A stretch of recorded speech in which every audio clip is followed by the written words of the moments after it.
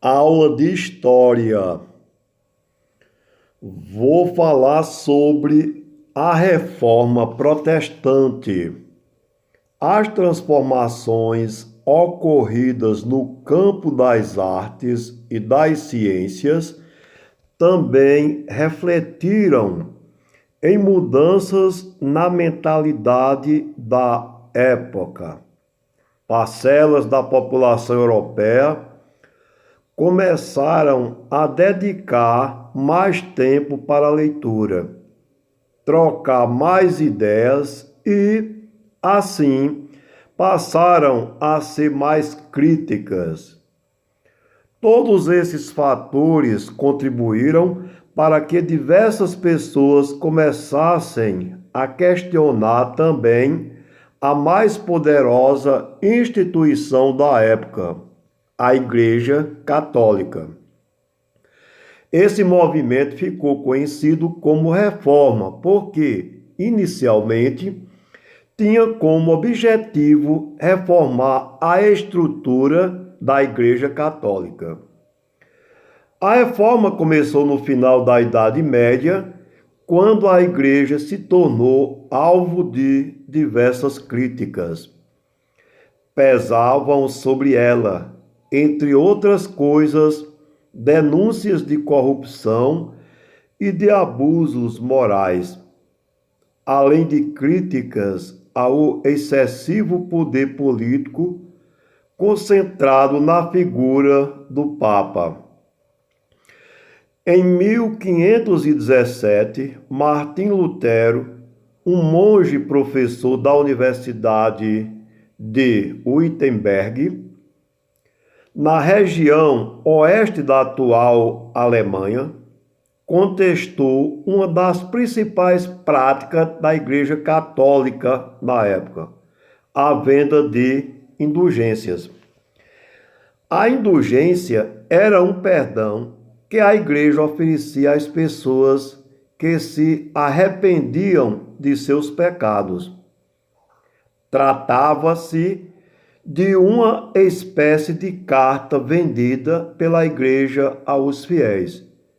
Ao comprá-la, os cristãos estariam recebendo o perdão dos pecados cometidos. De acordo com o valor pago, a carta de indulgência vendida pela Igreja poderia perdoar também os pecados que a pessoa viesse a cometer no futuro. O comércio de indulgências tornou-se um grande negócio. Elas eram vendidas até mesmo em bancos, e a Igreja Católica usava o dinheiro arrecadado para finalizar a construção da Basílica de São Pedro em Roma. Lutero rompeu com a Igreja, alegando que a indulgência era uma forma de a Igreja tirar proveito da fé das pessoas. Lutero escreveu uma carta dirigida a seu arcebispo. Nela, formulou 95 teses nas quais criticava essa e outras práticas da Igreja. Em 31 de outubro de 1517, Lutero afixou a carta na porta da igreja do castelo de Wittenberg. Não demorou muito para que ganhasse o apoio de fiéis, muitos deles integrantes da nobreza e burgueses, interessados no enfraquecimento político e econômico da igreja, proprietária de grande parte das terras da região. A intenção inicial de Lutero não era romper com a igreja, mas sim reformulá-la. Para isso, propunha a recuperação dos princípios originais do cristianismo. O monge defendia, ainda que o poder civil era independente do poder religioso e, por essa razão, conclamava princípios nobres a lutar contra o excessivo controle que a Igreja exercia sobre a nobreza e os monarcas.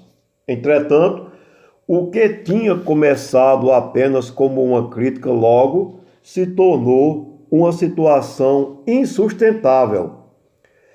O que se sabe é que em janeiro de 1521, Lutero foi excomungado pelo Papa.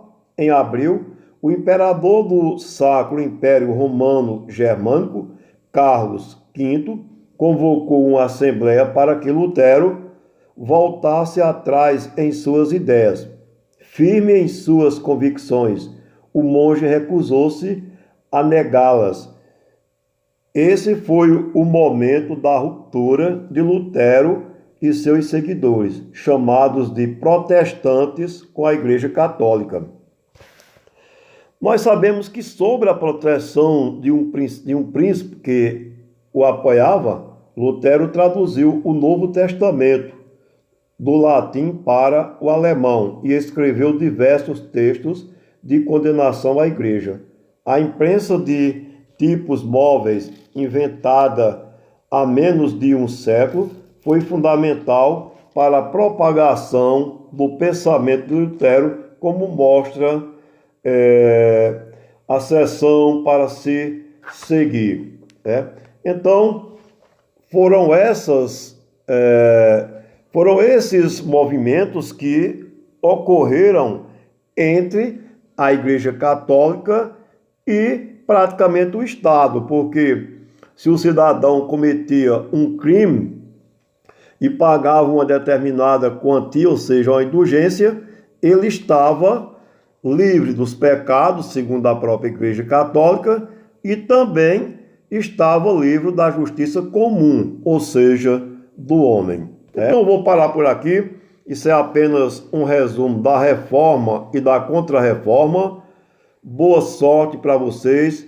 Preste muita atenção, escute o vídeo para ter noção da reforma e da contra-reforma que aconteceu entre Lutero e a Igreja Católica. Certo, gente? Boa sorte e bom estudo.